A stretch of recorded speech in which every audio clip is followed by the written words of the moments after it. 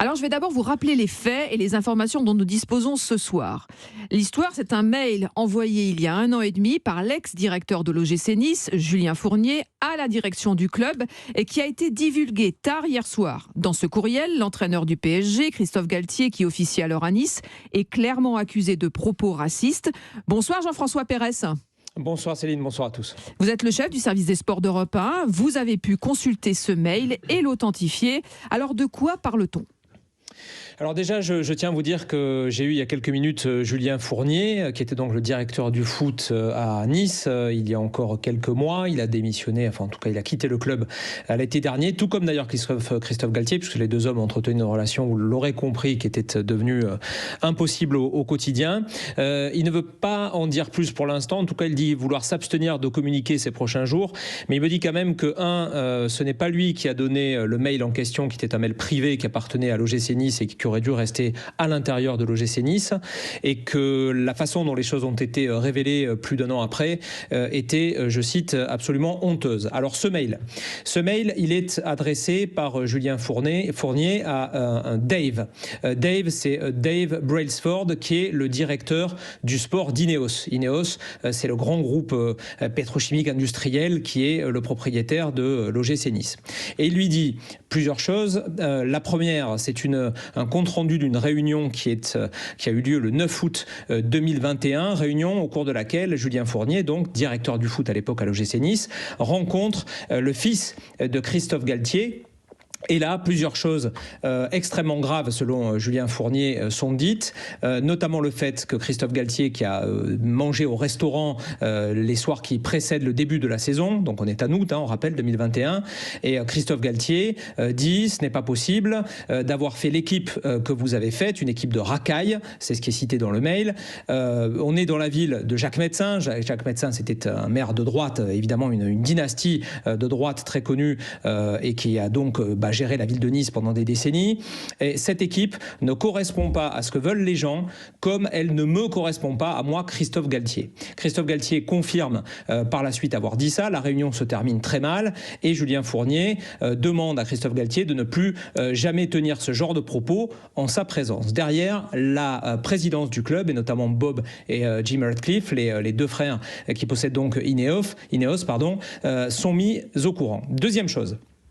La saison se déroule, vous savez que Christophe Galtier n'est resté qu'une saison à Nice. La saison se déroule et les semaines qui précèdent le Ramadan vont être une période très compliquée. Christophe Galtier se serait plaint d'avoir trop de joueurs musulmans dans l'équipe qui, le vendredi, prennent systématiquement la direction de la mosquée la plus proche. Des réunions sont organisées dans la foulée et Christophe Galtier dit que quand il va falloir faire l'équipe de la saison d'après, il va falloir sans doute limiter le nombre de joueurs musulmans et notamment faire partir Todibo, Attal, Boudaoui, Gouiri ou Lemina. Les 5 sont cités dans le mail de Julien Fournier. Il y a même un joueur turc sur lequel l'OGC Nice se positionne et Christophe Galtier dit non, je n'en veux pas, il est musulman, on va encore aggraver le même problème.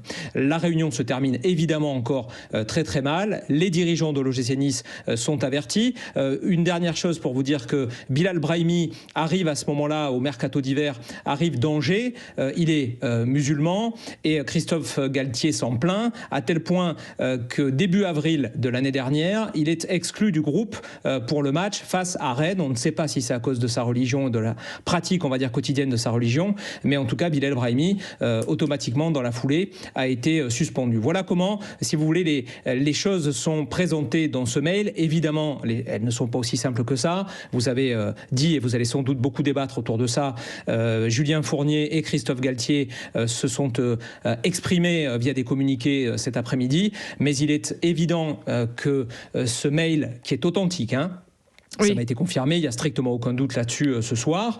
Ce mail va laisser d'immenses traces, mais je voudrais vous dire juste un dernier mot avant de vous laisser débattre, vous dire que on aimerait beaucoup, et j'espère que ce sera le cas dans les minutes qui viennent, que les joueurs et les dirigeants de l'époque qui étaient à Nice s'expriment et nous disent si c'est vrai ou si ce n'est pas vrai. Parce que Christophe Galtier, on le connaît depuis longtemps, il a été à Saint-Etienne, il a été à Lille, et aucun de ces joueurs, aucun de ces dirigeants n'a eu quoi que ce soit à lui reprocher de ce point de vue-là.